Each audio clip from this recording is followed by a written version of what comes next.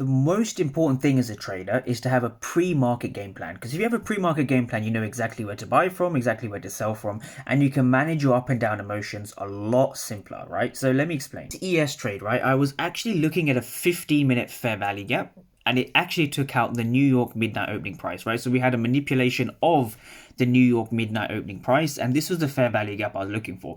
So when I form a pre-market game plan, what I'm really looking for is I'm looking for price to come below the 10 a.m. Eastern, right? This is the 10 a.m. power of 3. So I want to see price come below the 10 a.m. Eastern, tap into this fair value gap, and then give us potential higher prices.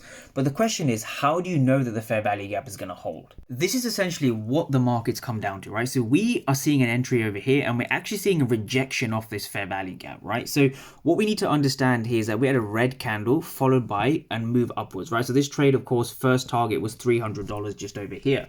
And so what you need to understand if you are looking for trades is you need to really dive into the candles and understand what was going on. So if we look at the rejection over here, we saw 154 for 36. So imagine there's 154 aggressive sellers. They're trying to drive price down, right? But then we saw 91 for 411, right? So it's a tug of war between buyers and sellers, right? So the entry was over here, and that was after we saw sellers failing here, and also sellers failing here, 541 for 55, right?